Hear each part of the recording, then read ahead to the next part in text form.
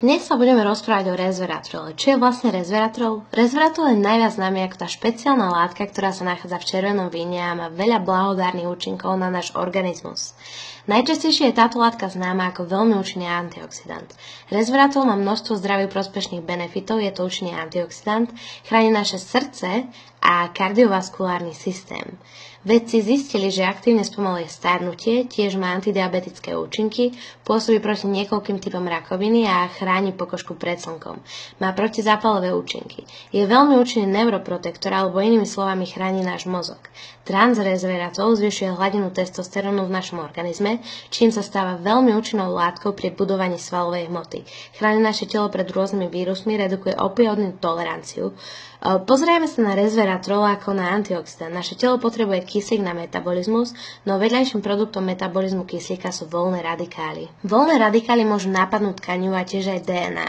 Počas toho, ako starneme, naše DNA sa stále poškodzuje a nemôže sa už replikovať dostatočne dobre. V DNA sa vyskytujú chyby, ktoré sa navonok prejavujú ako starnutie.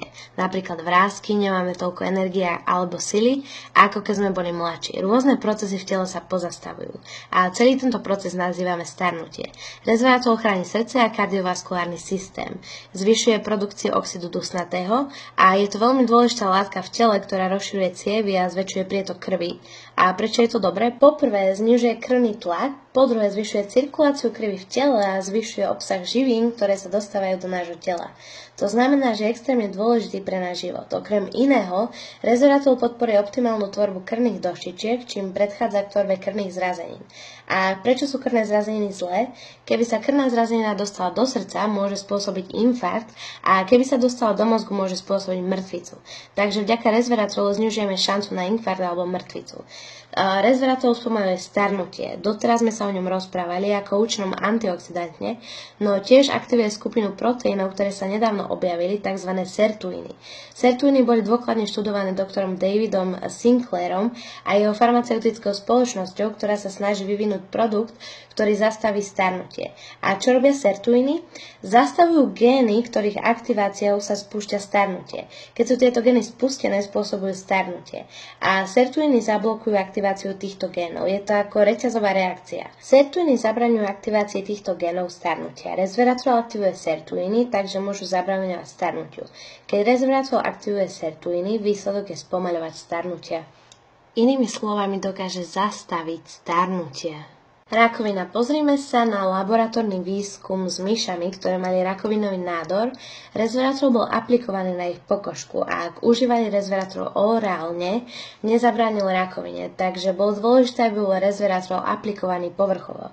Nie som si istá, či žalúdočná kyselina alebo nejaké zažívacie enzymy rozložili aktívnu schopnosť resveratrolu bojovať proti rakovine, alebo bolo potrebné dávkovať vo vyšších koncentráciách v kontakte s rakovinovými bunkami. Tento výskum bol bližšie demonstrovaný v štúdii o rakovine pľúc, kedy sa resveratrol strekával do telovej dutiny myši. Vtedy zabránil rakovine pľúc, avšak v ďalšej štúdii, keď bol resveratrol užívaný orálne, tak nezabránil rakovine pľúc. No pri priamom kontakte bol veľmi účinný.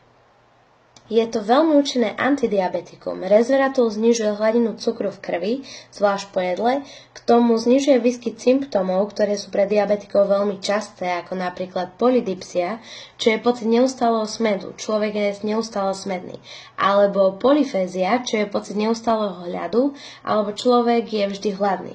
Resveratrol spomaľuje stratu hmotnosti, no ide tu o stratu svalovej hmoty, nakoľko diabetici kvôli tejto chorobe prichádzajú o svalstvo na rukách a nohách a zväčšuje sa im brucho vďaka tuku. Čiže resveratrol znižuje náklonnosť organizmu k týmto procesom u diabetikov. Pokožka chráni pred škodlivou UV radiáciou a nedávno sa resveratrol začal použiť aj v produktoch na telo, nielen ako ochrana pokožky napríklad pred slnkom v opaľovacích krémoch, ale aj v produktoch pre krásu. Na zlepšenie pokožky dodáva prirodzený jas. Tiež podporuje tvorbu kolagénu A kolagén je látka, ktorá dodáva pružnosť pokožke. Keď si potiahneme pokožku a vráti sa späť, kde bola, to je celé spôsobené kolagénom. No ako starneme, znižuje sa produkcia kolagénu. Výsledkom toho je napríklad ovisnutá alebo prepadávajúca sa pokožka, inými slovami vrásky.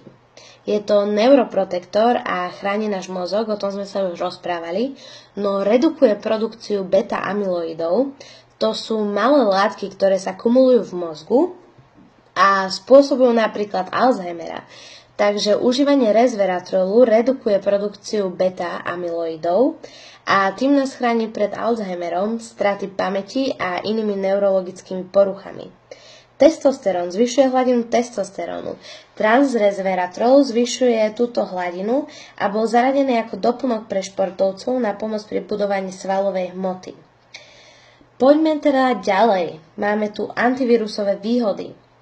Bez iritácie alebo toxinov na pokožke, keď je resveratrol aplikovaný na herpesové ochorenie, či už na genitália alebo orálny herpes, doslova zastaví duplikáciu vírusových buniek.